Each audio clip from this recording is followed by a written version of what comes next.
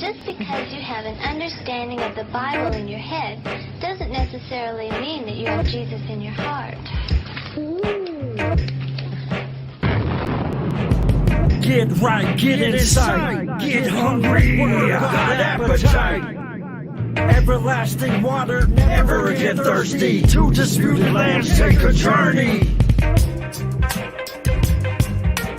You are listening to Chad Schaefer on Disputed Lands.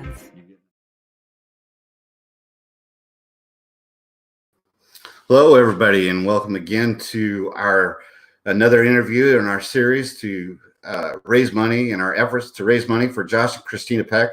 This hour, I have two special guests. The first time they've ever been on Disputed Lands. I'd like you to welcome them. They are Paul McGuire and Troy Anderson. They are joining with us. But before we talk to them, thanks, guys, for joining us. Before we talk to them, as I'm doing every hour, I want you to know how you can donate to Josh and Christina. On the screen there and in the comments below, you can see the website, dailyrenegade.com. You can go to their website, click the donate button. We've not set a goal. You can donate as little or as much as you want. We've not set a cap, because if I set a cap, you guys would meet it and stop. We're not doing that. Give what you can. You can go there to donate. If you prefer to do it anonymously, which some people do, you can also go to their GoFundMe page. That will be in the description link below of this video. You could go there and give that way. We're encouraging people to go give directly to the Daily Renegade, to Josh directly. That way nobody else gets a cut of it. Everything you donate goes to them. We'll remind you again at the end of the program, but don't forget to do that. Go to dailyrenegade.com. With us to now, and in the middle of my screen, we have Paul McGuire. And then on the end there, opposite me, we have Troy Anderson. Gentlemen, welcome to the show. Thank you for having us on. Yeah, thank you, Chad. It's good to have you. You know, reading up on your guys' material, between the two of you, I think somebody has a reading program for a couple of years. And that's reading something every week. You guys are very prolific author. I'm going to put your guys' websites here. I got them loaded. You can see them. There's one of them. There's going to be several. If you guys want to briefly tell us where your websites are and where they can find your information, you can go ahead and do that. Paul, we'll start with you. Okay. People can follow the website, my website, at paulmcguire.us, paulmcguire.us, and McGuire is McGuire.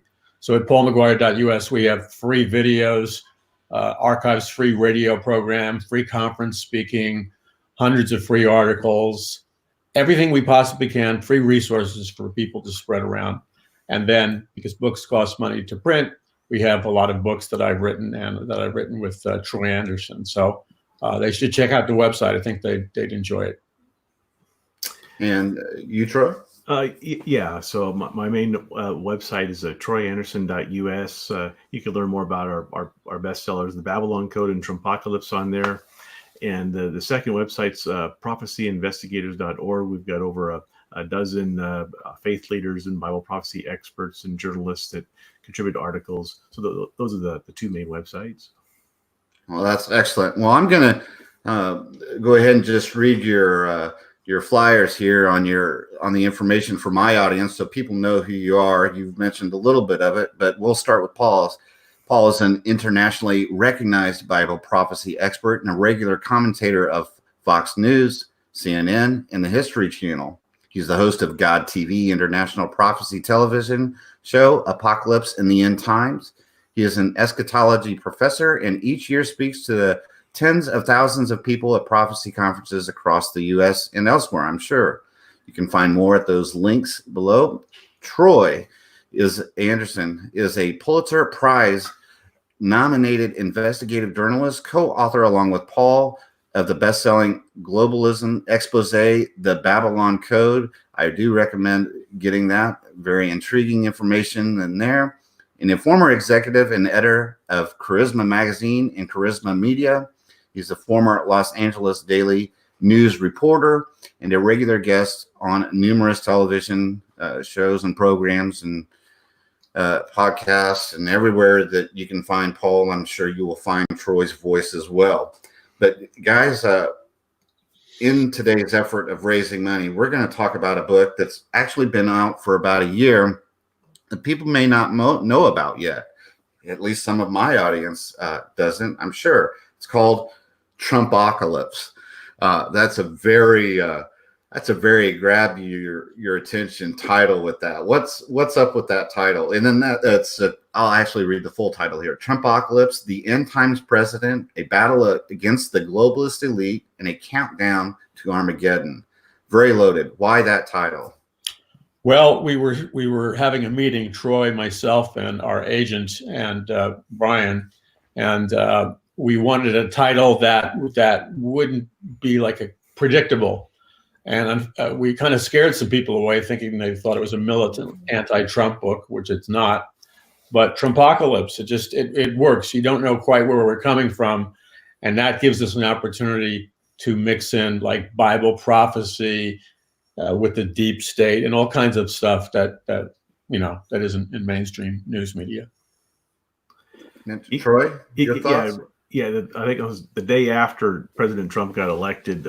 Paul called me. We were just stunned that he had gotten elected, and because the Babylon Code is an expose of globalism. And President Trump, several months before he got elected, had announced that Americanism, not globalism, will be our credo. So that was his campaign platform.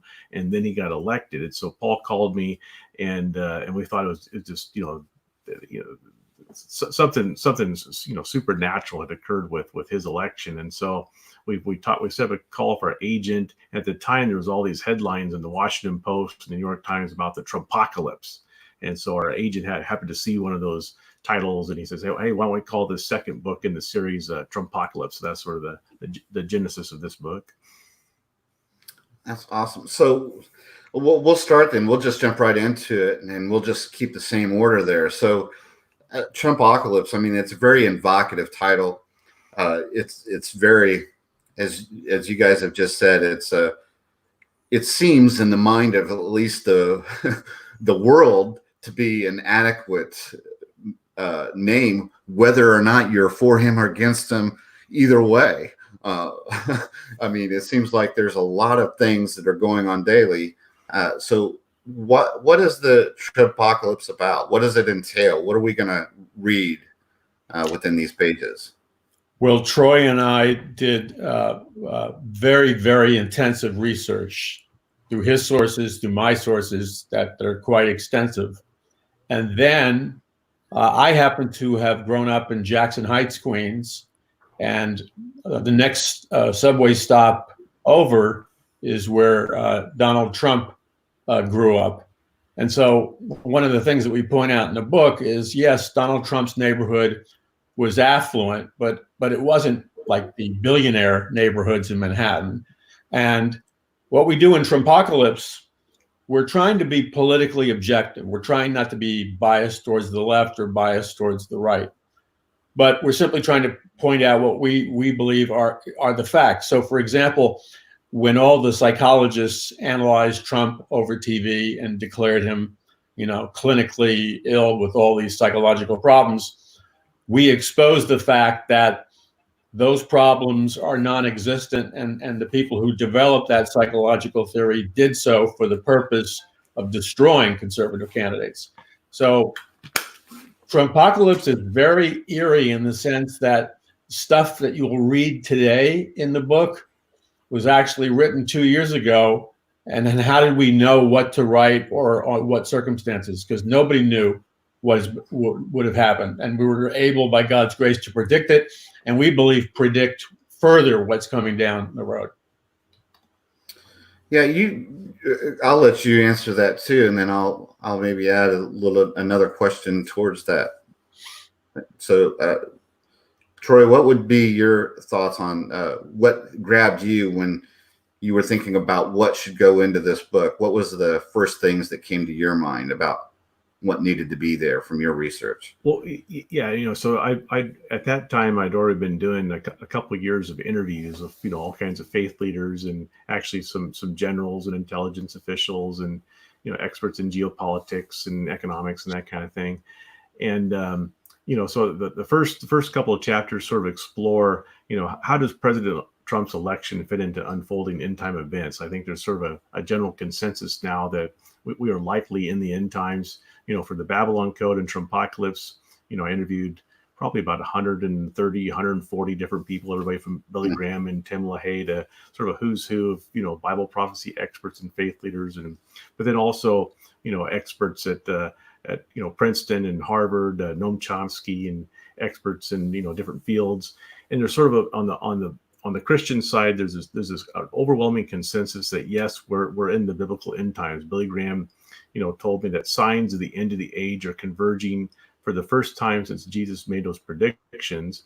But then even, experts like Noam Chomsky and these professors at these existential risk institutes at Oxford and Princeton, they believe we're approaching the end of human civilization. So there's sort of this overwhelming consensus on both sides that humanity's in trouble and that we're in this very dangerous time in history. So the first few chapters sort of explore that, but then we also go into, the deep state. We have a chapter called, I think it's called Deep State Explosion or a Cult, Deep State and the Occult or something like that. And then we have, the Illuminati secret plan.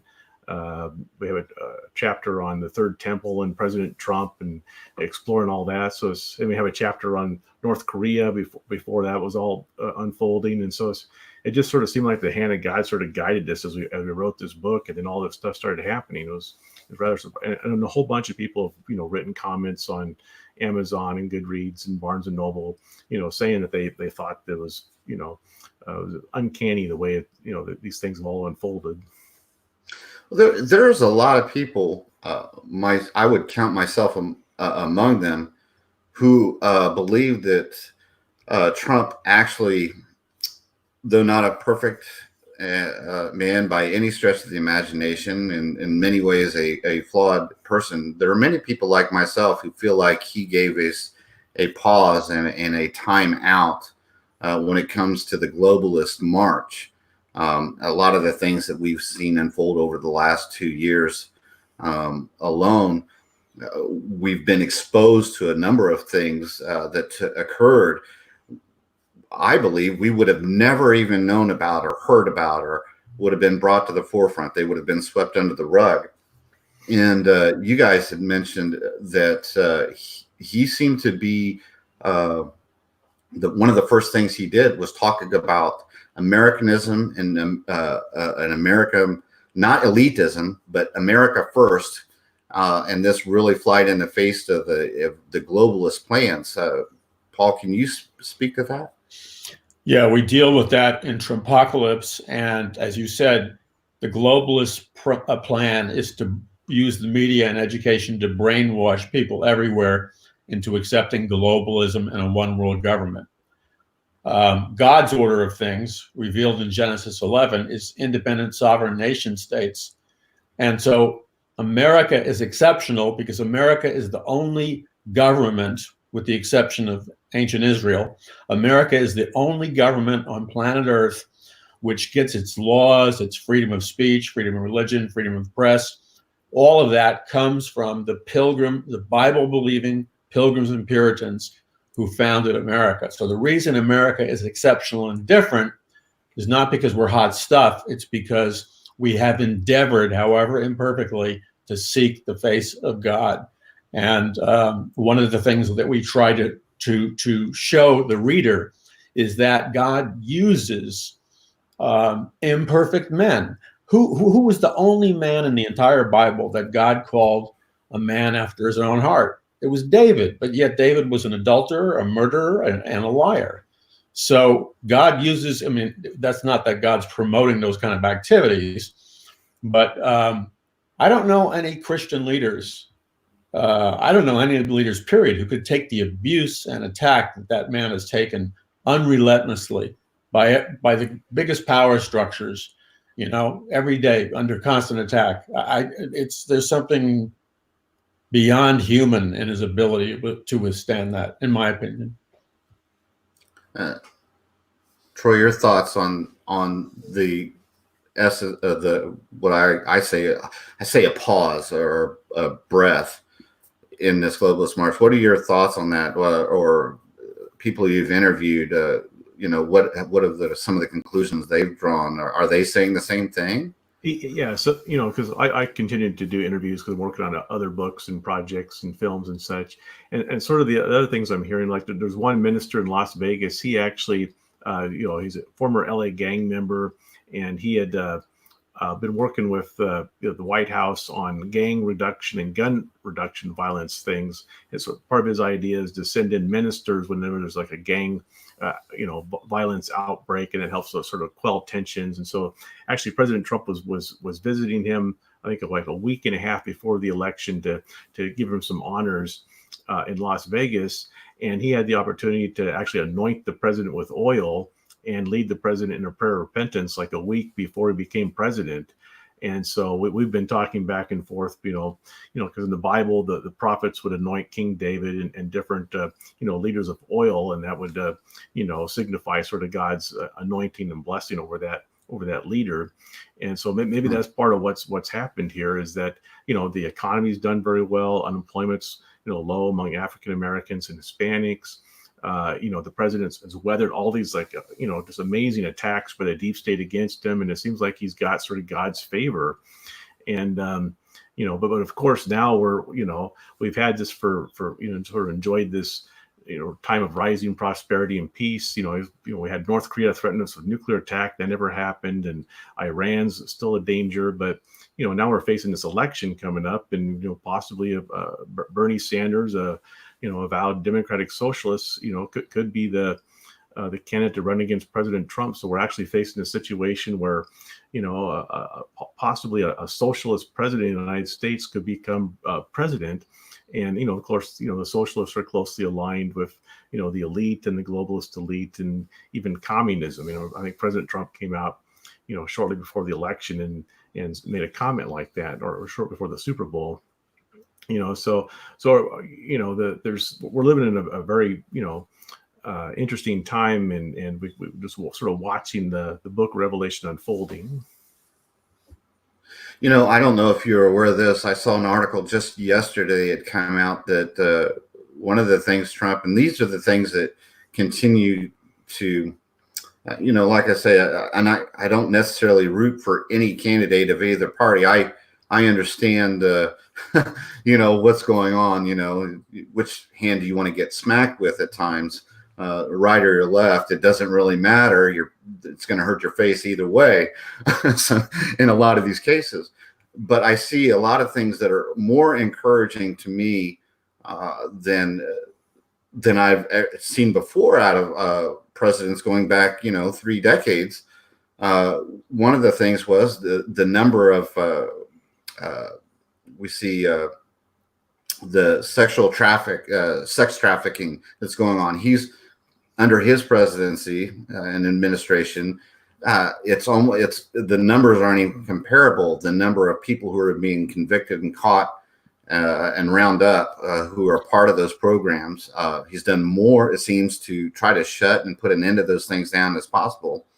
And then I just saw an article yesterday, as soon as yesterday, that he's formed now a 12-member team, and I can't remember exactly what they're called, of ethics, to start reviewing government funds that are being used towards anything that involves aborted fetal material or tissues. A board of ethics that's made up of politicians and theologians, both, and ethicists, that anything that gets government funding that involves aborted fetal tissues, it has to go through this ethics review.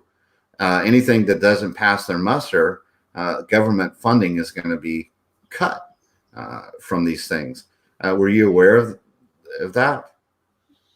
I personally wasn't aware of it to the extent I heard the early discussions, but I didn't realize the extent by which that happened. It's amazing. I mean, that's just mind-blowing. Yeah. So I'm going to Trumppocalypse. This may or may not be in your book, but both of you guys have looked probably a lot more into this than the cursory review that the average person gets to form their opinion. What are we to make of Trump? I mean, what what are we to make of this guy? Who is he? You've mentioned that he, repented, and, perhaps anointed with oil for the position that he's taken. And people always want to bring up a past and the things he's done. When we look at where we're going, what is he? Who is he? What is this guy? Is he good for us? Is he bad for us? Or what do you guys think we should make of this guy? Well, first, my first comment would be, and Troy may have the same reaction, or it may be different, I don't know. But, whether Trump is actually born again or he's in the process of being born again, to me is really secondary, because we had all these presidents, including one dynasty, a conservative dynasty, where all they talked about was how born again they were, Republicans. Mm-hmm. And you looked at their lives, and the funerals and stuff was about how born again they were and what great Christians they were. But you looked at the legacy. They left no legacy of being a Christian. They didn't win people to Christ. They didn't stand up for the word of God. They trampled on the word of God. So America, Trump, I believe, it's not like, well, God's on the side of the Republicans and God's not on the side of the Democrats. But the Bible says, and both of you know the scripture, God looked to and fro across the earth.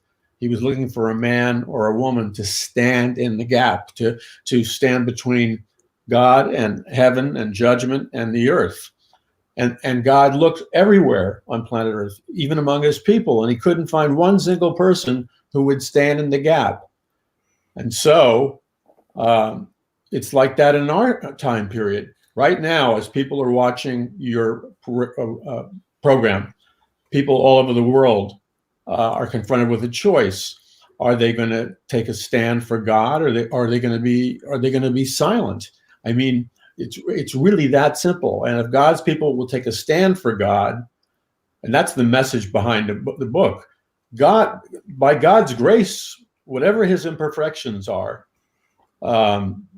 thank God that God put somebody in office who would not back down. I mean, again, I know neither of you do this, but let's not minimize. I don't know anybody. I've never met anybody who could take the abuse, the attack from the mainstream media, from everybody, from the computers, the deep state, the CIA, the FBI, everybody's spying on him, constant. And yet he's able to get out there and has a buoyancy and a tenaciousness. And what is he doing? He's standing up for Christian rights. He's standing up for the rights of Christians in China and being pro-life. And all these other presidents who were faking being public born-again Christians, all the conservative fakes, they didn't stand up for pro-life out in public and where everybody could see them, like this guy. Yeah, absolutely right. Troy, your thoughts? The other interesting thing that's going on here is amidst this presidency and maybe this reprieve, God's intervention and the sort of this acceleration towards these end time events is we're now starting to see signs of Acts 2. God promised to pour out his Holy Spirit in the last days on all flesh. Your sons would see visions. Your older people would see dreams, and this great outpouring of the Spirit. Millions of Christians have been praying for this revival. We're beginning to see signs of this. I'm also a senior editor of Godspeed magazine. It's a new magazine based out of here in California. David Aikman, the former Time magazine Beijing bureau chief, is the editor in chief. And we're starting to chronicle some of this, signs of revival. And of course, you've got, gigantic revivals going on in Asia. China's the biggest revival in history happening, Africa, South America. But now there's beginning to be signs of sort of pockets of it here in America and even in Europe. And there's more talk about this and articles coming now. We've posted some of those. So is it possible that, part of the reason why, God intervened, we have President Trump, is to give us extra time to fulfill the Great Commission? I just wrote an article about, there's now 1,600 ministries, everything from American Bible Society, Wycliffe, Faith Comes by Hearing, Saddleback Church, the Jesus Film Project, just sort of like a who's who of ministries are joined together to help fulfill the Great Commission by 2033. They're translating the Bible into the last languages on earth. They're sending missionaries, usually native missionaries, into like the Amazon jungles where you've got the last unreached people groups. Into Chinese are moving into the Chinese Christians are going to the Middle East to spread the gospel where it's restricted. And so they think that they're going to, possibly pull this off by 2033. And Jesus said the gospel will preach to the whole world, and then the end will come in Matthew. And so we're somewhere in the ballpark of all this stuff that Jesus has said would happen coming down. And it seems like that, God gives us this reprieve, this extra time to give Christians, primarily here in the West and throughout the world, time to, fulfill the primary mission, which is to spread the gospel to all the world. So I think it all sort of fits together. You, Paul, mentioned that one of the things that you hope your readers will discover after reading Trumppocalypse, still struggling to say that, by the way. Trumppocalypse is that firsthand credible sources and documentation regarding the mainstream historical and undisputed evidence of history of what is today termed the deep state. It was vogue and trendy to use the words Illuminati and Freemasonry. But can you speak more to that point about that documentation and of what has brought about this current situation we found ourselves in with President Trump now sitting in that office? Well, I think whether you want to call it a shadow government or a deep state or whatever, I think these unrelentless attacks against Trump and his administration look like they're orchestrated by somebody. And you keep having these high level people in certain police and intelligence agencies, and they're breaking all kinds of rules and making up all kinds of stuff. And so it's like the question has to be raised: is there a deep state? It sounds like a conspiracy theory, but we document these questions. And the reality is that the international banking families who control to a large degree our media and our nation, they have created a system where they control primarily whether it's a Republican or a Democrat. And the challenge is for God's people not to be seduced into looking at it like it's a football game between two opposing teams. Our job is to bring the truth of the gospel, the truth spiritually, the truth regarding economics. For example, in the Bible, God blesses home ownership. It's a good thing. If a person was blessed by God, they had a home or a tent or something, a dwelling, some land. God's plan for mankind was never public housing. I'm not knocking it if that's what you have to receive. But if we're crying out loud, we're not supposed to live in the Tower of Babel or Babylon. We're citizens of the kingdom of heaven. Troy, same question to you regarding this deep state or apocalypse and the documentation you guys have uncovered. What did you find that stood out to you in regards to this? What is we see going on today in tracing that history?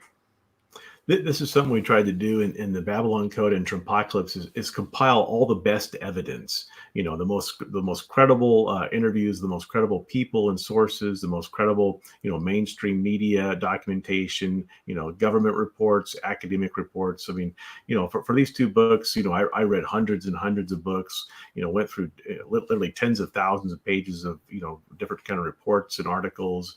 And I can't imagine. and tried to compile all the best stuff. Is this really true? That was part of the idea behind these books. And so far we've gotten hundreds of 5-star reviews and all the different book review sites, and nobody's ever contested. Anything we put together, it's all deeply footnoted with all kinds of credible sources in the back. And so I think the conclusion is that almost everybody that reads these books comes to is that, yes, this is the sort of the hidden history of humanity. This has been going on since ancient Babylon, where these secret societies emerged. They just sort of passed down this secret occult knowledge over thousands of years, and this is sort of the control power structure of our world.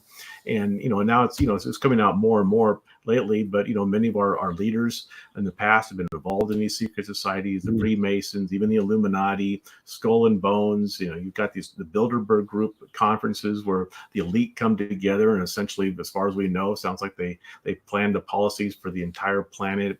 The United Nations plays a big role in all this. The Council on Foreign Trilateral Relations, Commission, Trilateral Commission, and if you just sort of compile the quotes from these leaders themselves, which we do in the Babylon Code and Trumppocalypse, they admit to all this stuff. They admit that what they want to do is create a world socialist government, and lo and behold, we now have a socialist candidate running for president of the United States. And essentially, if they can merge America into this socialist world system they want to create, it'll take down the entire planet. So this upcoming election, just many conservatives think that Trump's going to easily sail into re-election here. I just don't see that. I see that there's a great battle, especially a gigantic, massive spiritual battle going on in the background. And literally, I don't think it's an exaggeration to say that the fate of humanity hangs in the balance, and we're watching this all unfold now.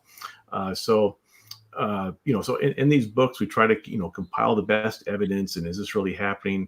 And in the past, the academia and the media would criticize any kind of journalist that dug into this stuff. They say, "Oh, that's just a conspiracy theory." But you're actually jumping right into what was going to be my next question. How do you respond to somebody who says that what you're talking about and these things are conspiracy theory? What's your response to that? I'll let you go first, and then you can answer, Paul. Yeah. One of the most interesting things is, as I was doing research for Trumppocalypse, I found a professor in Florida. I think it's Florida State University. He wrote a book on this topic. I forget the title, but it's in Trumppocalypse. And in this book, this professor, a political science professor, says that the CIA created the term conspiracy theory in the 1960s to discourage journalists like myself from investigating this kind of stuff. In other words, from investigating the elite. And it's counterintelligence. It's counterintelligence. Yeah. So it's like a psyop. It's like a meme that they spread through culture back in the 60s, shortly after Kennedy's assassination. And now it's a catch-all phrase, and it's been used to like peer pressure. Like, if you know that your peers aren't going to, talk about something or do something, then you feel like a pressure not to look into that. So in order to dig into these things, I had to take a gigantic risk, as a mainstream journalist. Still am, but I worked in LA Daily News and different newspapers for 20 years, and I remember I read Jim Marrs. He wrote a book called Ruled by Secrecy. He's a New York Times bestselling author. He used to be a investigative journalist at the Fort Worth Star-Telegram. We were comparing notes, and he was telling me that the CIA has interest in most of the mainstream media newspapers around the country. He discovered that when he was a reporter back in the 80s or 90s. And I told him that, I read his book, Ruled by Secrecy, and in 2000, and I went to my editor at the LA Daily News, and I said, "Yeah, you got to check out this book. It's all this incredible stuff in here." And I mentioned a little bit about it to her, and she goes, "Shh, we don't talk about that kind of stuff around here." So that, there's sort of like this unspoken rule in the media that you just don't, delve into these things. And if you do, it's at your own peril. Paul, go ahead. The same question is what's your response when people say these things are a conspiracy theory? Well, over the years, because I've been doing this forever, decades and decades, and I have long passed the point where I don't care if somebody thinks I'm a conspiracy theorist. It means nothing to me. Not even nothing. But if people are obnoxious and they'll persist about calling me a conspiracy theorist, then I will debate them and I'll put them on the spot. And I'll open with a statement like, well, just out of curiosity, how long have you spent researching this subject? And of course, they'll lie. Christians will lie notoriously. And they'll say, oh, I read, probably 50 books or something over a couple of years. And then I'll peel back the layers, and they'll have to admit publicly that they didn't spend more than 60 seconds reading or researching on this topic. And I do that to humiliate, shame, and cause laughter in certain environments, because we can't allow ourselves to be defined by people who are ignorant and know nothing about the subject as conspiracy theorists. So to me, that's unacceptable. If other people can complain about being spoken to in disparaging ways in our culture, Christians need to stand up for the integrity of being a Christian. And we can't allow people to marginalize us and attempt to silence our voice by calling us extremists or conspiracy theorists, especially when the facts are on our side. That's right. The worst part of all.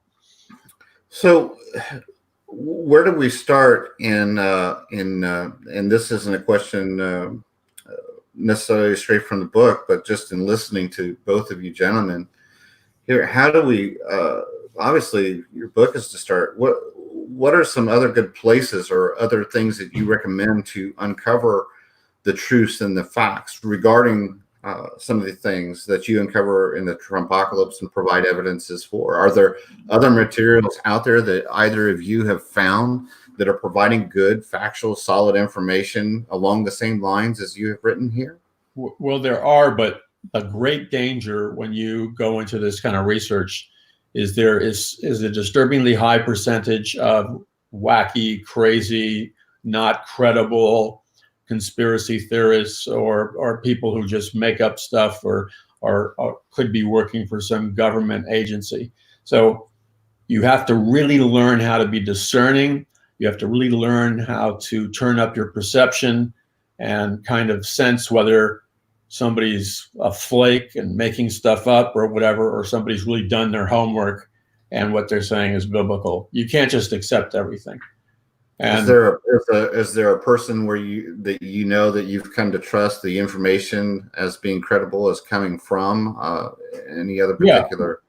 Well, I have a list in my head of people. Doesn't mean I'll agree with everything they say, but they're kind of like people that are trustworthy. One would be my spiritual mentor, Jack Hayford. I know that on most topics he's going to be biblically correct.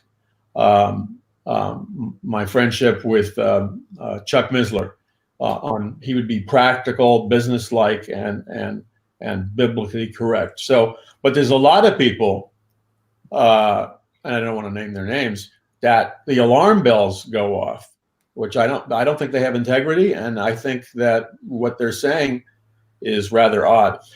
There is a persona all over the internet, and the persona is somebody that we're not supposed to know who it is, and it consists of one letter of the alphabet. Okay, you all know what I'm talking about. And everybody's following this guy, or if this guy is really a team in several nations. And somebody sent me an email yesterday, and what this particular letter in the alphabet said was practically word for word from my book and word for word from a talk that I got. And I've heard that people are going to our books like Trumppocalypse and the Babylon Code and my books that I write by myself. They're looking at them, and some of these entities, let's just call them entities because we don't know who they really are.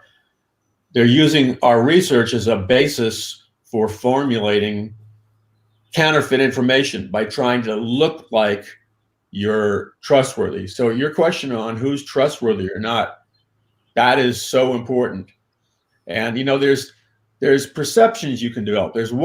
First of all, one of the biggest characteristics of bloggers, spokespeople, experts on the internet, one of the biggest signals that somebody is not for real or disinformation agent is that when you look up their bio or look up about them, they have almost no personal history or public history.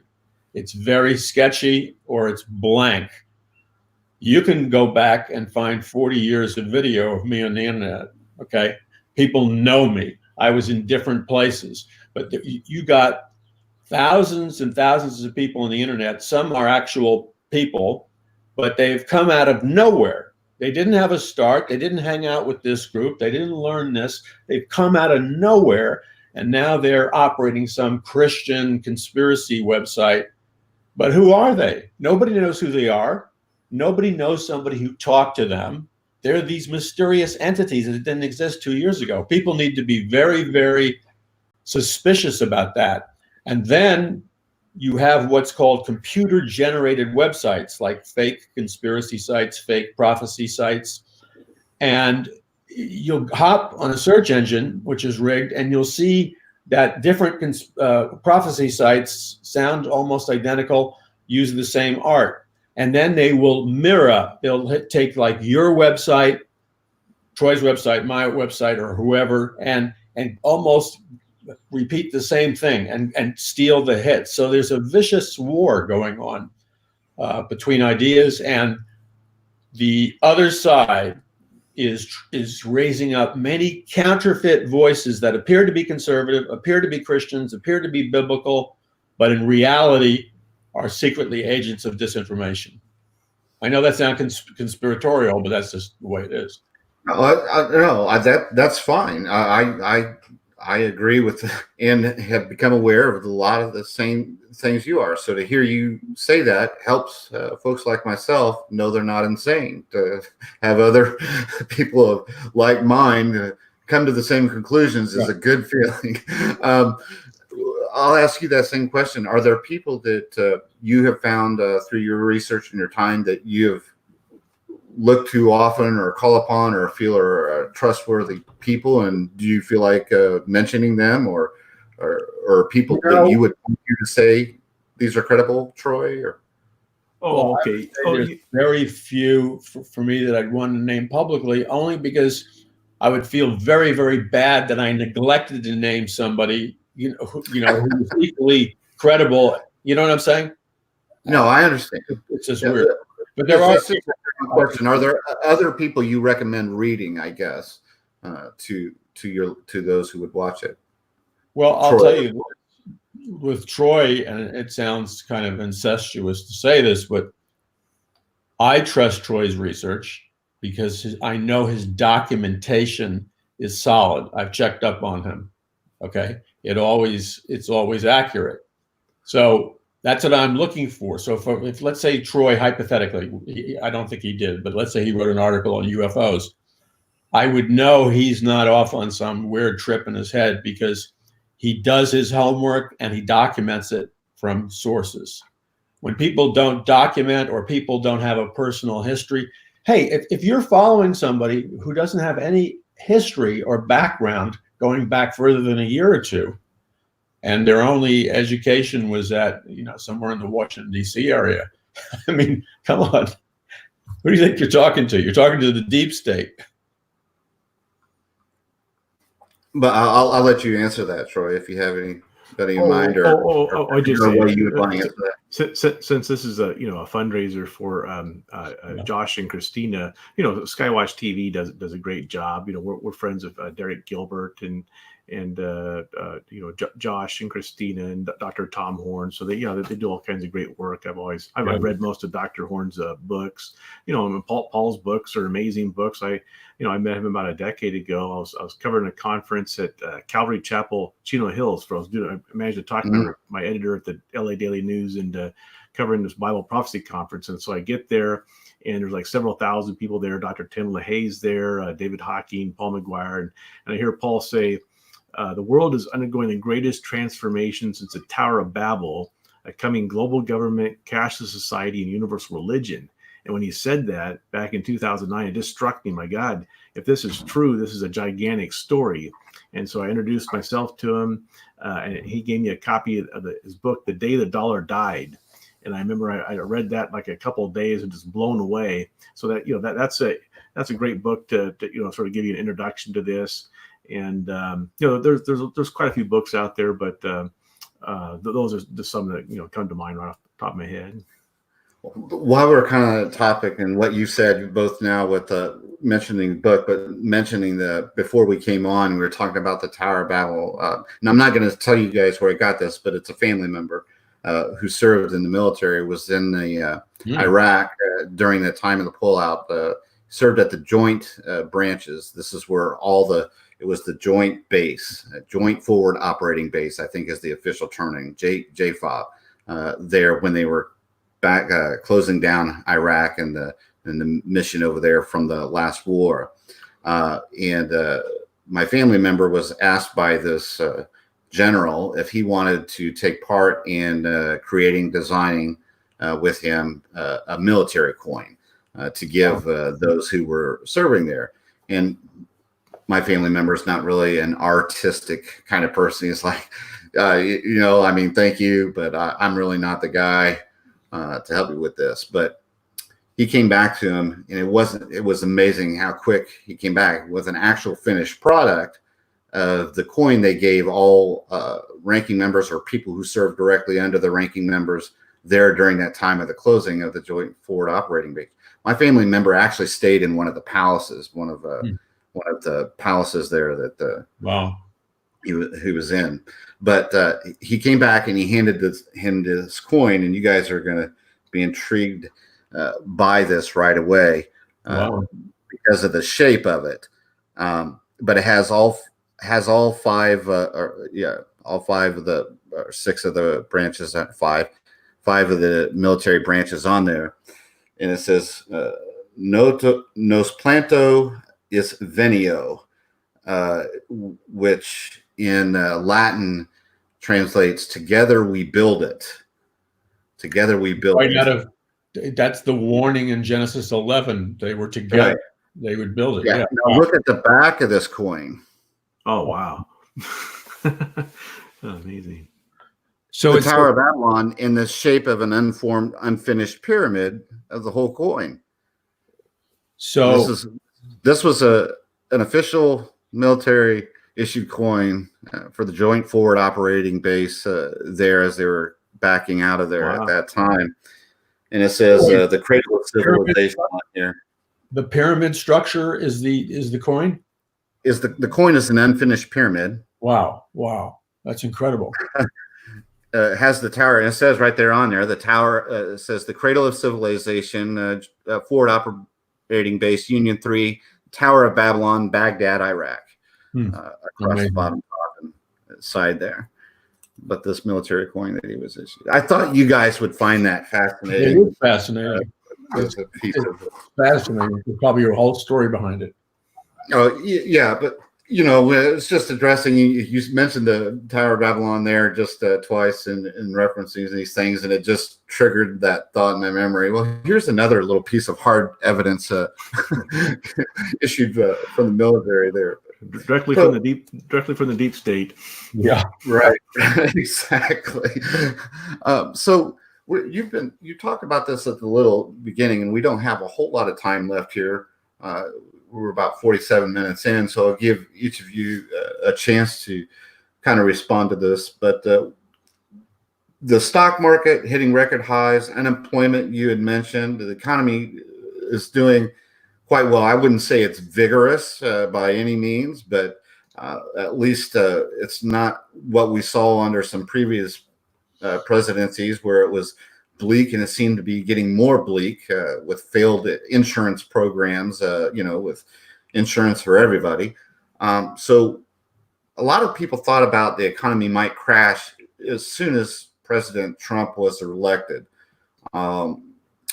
The globalist elite have been and still are trying to plan this reset. They would love nothing more to bring to their credo forth order out of chaos, right?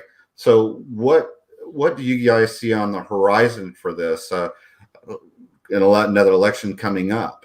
Do you see this again as potential of a reset down the road? Well, I'll let you answer first, Paul, and then you can answer, Troy. The thing is that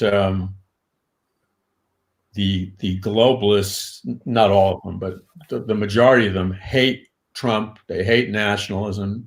They hate Christianity. They hate the whole "Make America Great Again" thing. And so Trump is the enemy of the globalists. And the globalists also are the secular humanists, the people who believe that there is no God, but man is God, that we're all evolving into God. So there's this clash between these two viewpoints of reality.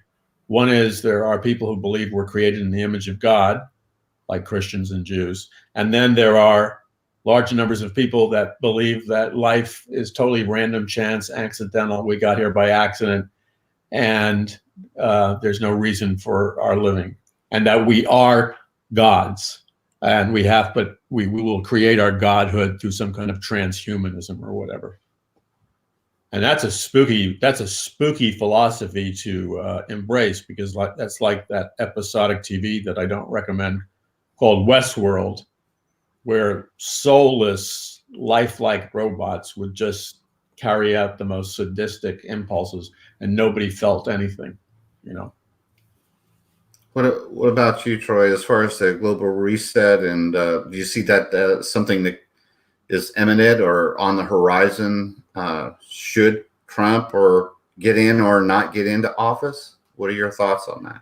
Yeah, we have a chapter in Trumppocalypse called "The Economic Reset," where we explore this. The elite, the IMF, Christine Lagarde, she's made a couple of speeches, I think, at the National Press Club a few years back and some other places, talking about this reset of the economy.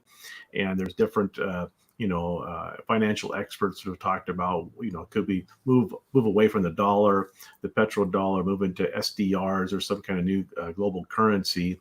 And, of course, the world's debts are astronomical. America doesn't just have a $22 trillion federal debt. We also have another 120 trillion or so in, Social Security, Medicare, unfunded public pensions, and that doesn't include corporate debt and private debt. And it's the same picture throughout the entire world. The governments all have record levels of debt. I think Harvard came out a couple of years ago and tried to estimate the debts, and it's like something like 1.5 quadrillion. It's just like some gigantic number you can't even get your head around. And so we've created this massive financial house of cards. And so the question is how we've been enjoying this decade long recovery from the last big the Great Recession, but how long can this go on? And then you've got the outbreak of the coronavirus in China, and now spreading throughout the world. And China is one of the biggest economies on the planet, and it's yet to be seen what kind of economic impact this is going to have. I mean, could this potentially be some kind of strategy by the elite to crash the global economy before the election, when that would certainly hurt President Trump's chances of re-election? So there's all kinds of different dynamics going on here. Ultimately, I believe God's in control, and his purposes will move forward, regardless of whether those are for a continued economic expansion or what will happen here. But there's certainly a danger that we could experience some kind of economic calamity in the near future. It seems like this expansion has gone on far longer than seems logical, and there's all kinds of different dynamics unfolding now. Well, we've barely been able to scratch the surface of everything that you guys discussed in the book, but I'll just put that on the screen here again for everybody here. Let's show it right there. The book is called Trumppocalypse, The End Times President, A Battle Against the Globalist Elite and a Countdown to Armageddon.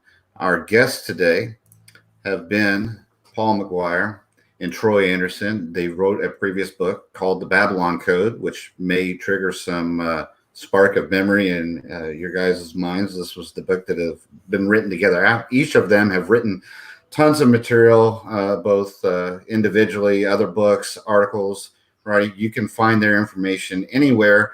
Just simply type in their names on the internet, in even Google. So far, you will find them. If you cannot find them, you aren't trying very hard, or even incorrect spellings can sometimes bring them up. But this whole effort has been a goal, again, as stated at the outset. We're raising money for Josh and Christina. Their son, diagnosed a year ago Nathan with leukemia. As you guys might understand, the financial burdens that's come upon them, I'm sure, is quite great.